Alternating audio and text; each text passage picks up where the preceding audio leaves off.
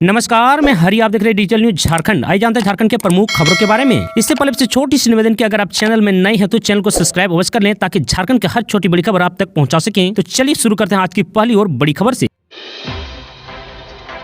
अप्रैल में सत्र शुरू होने के साथ बच्चों को मिलेगी किताबें और बैग। जी हां, झारखंड के सरकारी स्कूलों में अप्रैल महीने में शैक्षणिक सत्र शुरू होने के साथ ही पाठ्य पुस्तकें दी जाएगी। अप्रैल के अंत तक पहली से 8वीं तक की सभी 40 लाख छात्र छात्राओं को किताबें मिल जाएंगी। बता दूं कि किताबों की छपाई पूरी हो चुकी है और अप्रैल के पहले सप्ताह से प्रखंड में आपूर्ति होने लगेगी। बता दूं कि अगले सप्ताह पब्लिशर से किताबें आने लगेगी और बच्चों को पूरी किताबों का सेट दिया जाएगा। आपको बता दें कि राज्य के सरकारी स्कूलों में नई किताबें देने के साथ साथ बच्चों से पिछली क्लास की भी पुरानी किताबें ली जाएंगी। अगर किसी क्लास की किताबें आने में देरी हुई या फिर निर्धारित संख्या से कम मिली तो पुरानी किताबों से कुछ दिनों तक काम चलाया जा सकेगा। नई किताबें आने पर उनसे पुरानी किताबें ले ली जाएंगी और फिर नई किताबें दे दी जाएंगी। और वहीं इधर स्कूली बच्चों को नई किताबों के साथ साथ स्कूल बैग भी दिया जाएगा। राज्य के 12 जिलों में बैग की आपूर्ति की जा चुकी है। वहीं ईद सरूल के बाद बाकी जिलों में भी बैग की आपूर्ति कर दी जाएंगी। केंद्रीय रक्षा राज्य मंत्री संजय सेठ समेत 8 के खिलाफ एफआईआर। रांची पुलिस ने शुरू की जांच। जी हां, रांची बीजेपी नेता अनिल टाइगर की हत्या के विरोध में रांची बंद आने की 27 मार्च 2025 के दौरान सरकारी काम में बाधा पहुंचाने, पुलिस के साथ धक्का मुक्की करने समेत अन्य आरोपों में रांची के पांड्रा ओपी की पुलिस ने केंद्रीय रक्षा राज्य मंत्री संजय सेठ समेत 8 पर नामजद केस दर्ज किया है।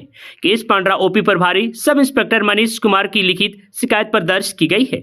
आपको बता दूं इसमें ललित ओझा, कुमुद झा, बेजू सोनी, सत्यनारायण सिंह, प्रदीप ओझा, धर्मेंद्र साहू और अशोक यादव के अलावा अन्य अज्ञात आरोपी बनाए गए हैं। दर्ज केस के आधार पर पुलिस ने जांच शुरू कर दी है। अलकतरा घोटाले में बिहार के पूर्व मंत्री इलियास हुसैन समेत 5 को सजा तो वहीं 7 को बरी। जी हां, चर्चित अलकतरा घोटाला मामले में रांची की विशेष अदालत ने फैसला सुना दिया है। रांची की विशेष सीबीआई अदालत ने बहुचर्चित अलकतरा घोटाला मामले में 28 साल बाद आरोपियों को सजा सुनाई है।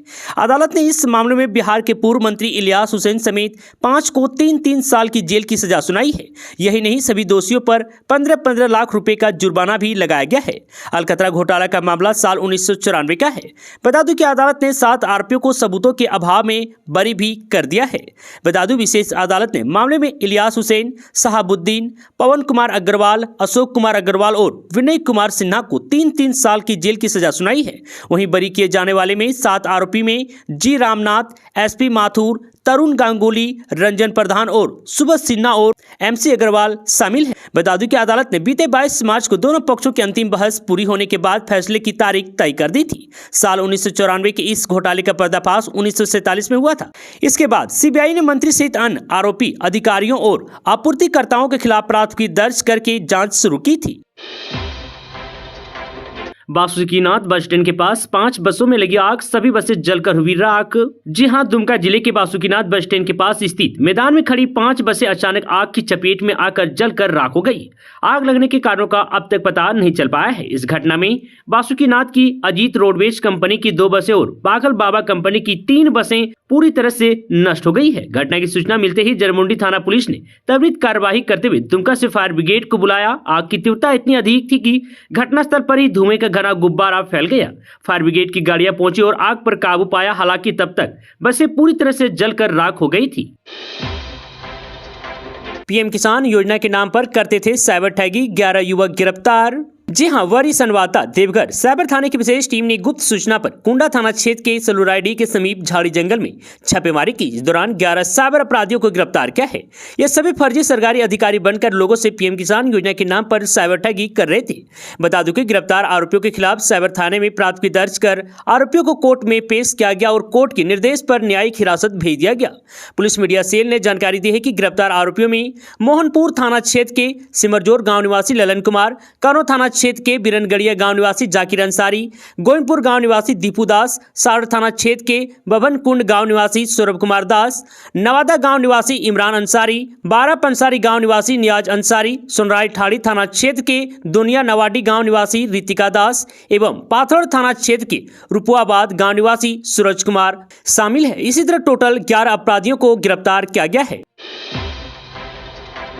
रांची पुलिस ने बाइक चोर गिरोह के 11 अपराधियों को किया गिरफ्तार। जी हां, पुलिस ने बाइक चोरी में लिप्त एक संगठित गिरोह का भंडाफोड़ करते हुए 11 अपराधियों को गिरफ्तार किया है। यह कार्रवाई एक विशेष अभियान के तहत की गई है, जिसमें पुलिस ने टेक्नोलॉजी और मुखबिर का इस्तेमाल कर इन अपराधियों तक पहुंच बनाई है। गिरफ्तार की गई प्रक्रिया शहर और आसपास के इलाकों में लगातार हो रही है। बाइक चोरी की घटना को देखते हुए पुलिस ने एक विशेष टीम गठित की। इन टीम ने सीसीटीवी फुटेज, खुफिया जानकारी और इलेक्ट्रॉनिक निगरानी का सहारा लिया। संदिग्धों की गतिविधियों पर नजर रखी गई और जैसे ही सही समय आया पुलिस ने इन पर धावा बोल दिया। गिरफ्तार किए गए अपराधियों में मोहम्मद सदाब, अमित वर्मा, रोहित कुमार, सूरज पासवान, दीपक ठाकुर, सुमित महतो, राहुल तिवारी, अरमान अंसारी, विकास गुप्ता, विजय यादव, अंकित कुमार। आपको बता दें कि बरामदगी की गिरोह के पास से कुल 18 चोरी की बाइक बरामद की गई है। 100 टॉप लीडर की सूची में मुख्यमंत्री हेमंत सोरेन 40वें स्थान पर। इंडियन एक्सप्रेस के पावर लिस्ट 2025 में झारखंड के मुख्यमंत्री हेमंत सोरेन 100 टॉप लीडर की सूची में 40वें स्थान पर हैं। बीते वर्ष हेमंत सोरेन 93 नंबर पर थे। हेमंत सोरेन की इस सूची में इस स्थान पर आने के पीछे का कारण है कि उन्होंने पिछले साल के आखिर में लगातार दूसरी बार मुख्यमंत्री का पदभार संभाल कर इतिहास रच दिया। कथित भूमि घोटाले में 5 महीने जेल में बिताने के बावजूद वे चौथे बार मुख्यमंत्री बने। हेमंत सोरेन की लोकप्रियता और उनकी सरकार की कल्याणकारी योजनाओं को मिले समर्थन ने झारखंड मुक्ति मोर्चा के नेतृत्व वाली इंडिया ब्लॉक सरकार को 30 से 34 विधानसभा सीटें 81 सीटों में से मिली। अपनी स्थिति सुधारकर सत्ता में बने रहने में मदद की। जेएमएम ने झारखंड की आदिवासी गढ़ के लिए खतरा पैदा करने वाले घुसपैठियों के भाजपा के राजनीतिक कथानक का प्रभाव ढंग से मुकाबला किया और आज 100 की टॉप लीडर की सूची में 40वें स्थान पर बने हैं। मुख्तार अंसारी के शार्प शूटर अनुज कनौजिया को एनकाउंटर में किया ढेर। जी हां, मुख्तार अंसारी का शार्प शूटर अनुज कनौजिया यूपी एसटीएफ के साथ एनकाउंटर में ढेर हो गया है। यूपी से ही पीछे पड़ी एसटीएफ का अनुज के साथ शनिवार की देर रात झारखंड के जमशेदपुर में एनकाउंटर हुआ। मुठभेड़ में कुछ पुलिसकर्मी भी घायल हुए हैं। बता दो, यूपी पुलिस के डीएसपी डीके शाही को भी गोली लगी है। शनिवार की रात लगभग 11:30 बजे गोविंदपुर इलाके में यह मुठभेड़ हुई। एसटीएफ को खबर मिली थी कि जनता मार्केट के पास एक घर में शूटर अनुज कनौजिया छिपा हुआ है।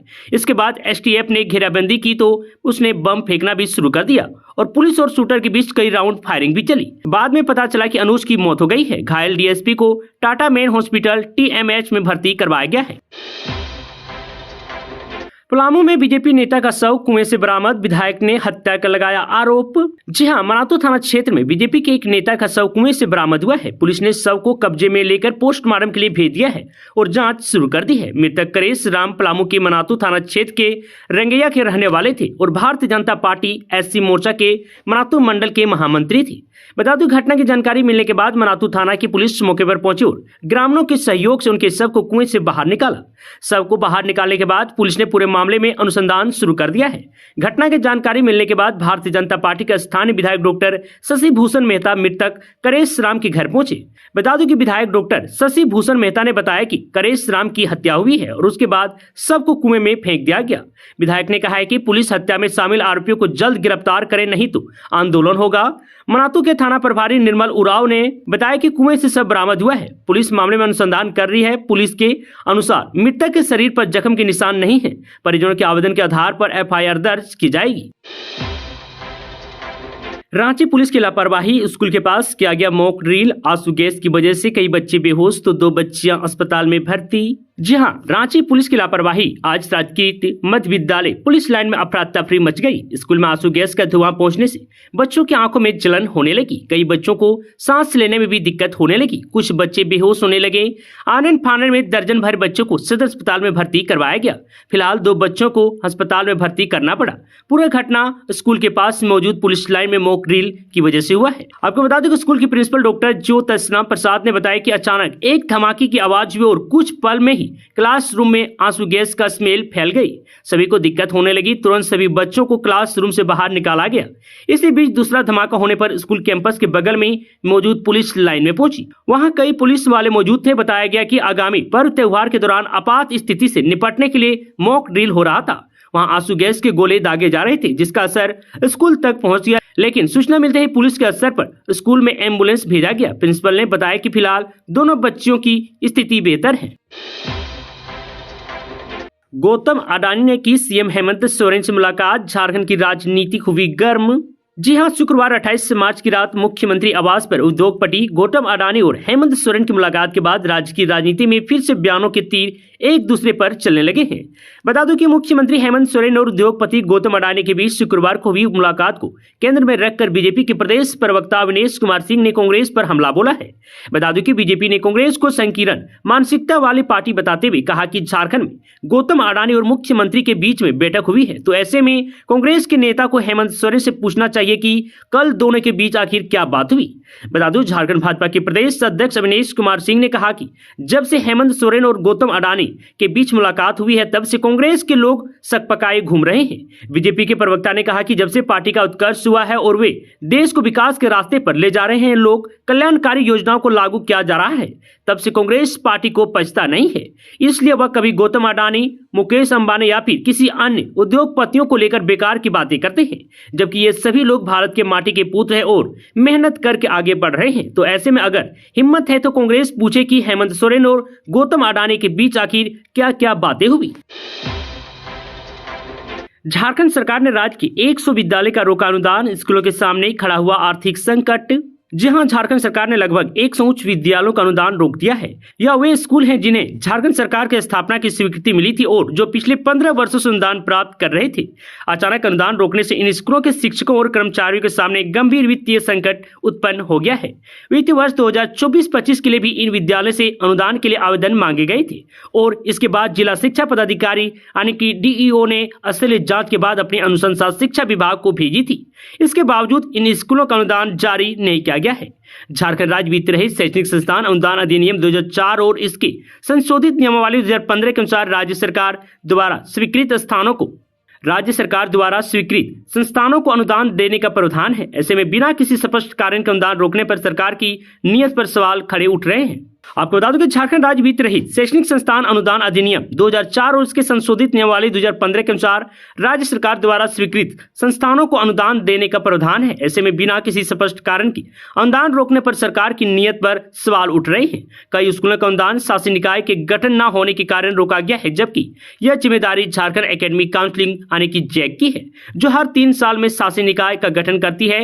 इस स्थिति में सवाल उठता है कि जब जैक ने शासी निकाय का गठन नहीं किया तो इसके परिणाम स्वरूप स्कूलों को क्यों दंडित किया जा रहा है। और वहीं यह खबर भी सामने आई है कि जमशेदपुर स्थित स्वर्गीय निर्मल महतो उच्च विद्यालय घोड़ा बांध को भी अनुदान से वंचित कर दिया गया है। यह विद्यालय राज्य के शिक्षा मंत्री रामदास सोरेन से जुड़ा हुआ है, जिससे यह मामला चर्चा का विषय बन गया है। अब सवाल उठ रहा है कि क्या यह निर्णय केवल एक प्रशासनिक चूक है या फिर इसके पीछे कोई बड़ी साजिश का हाथ है।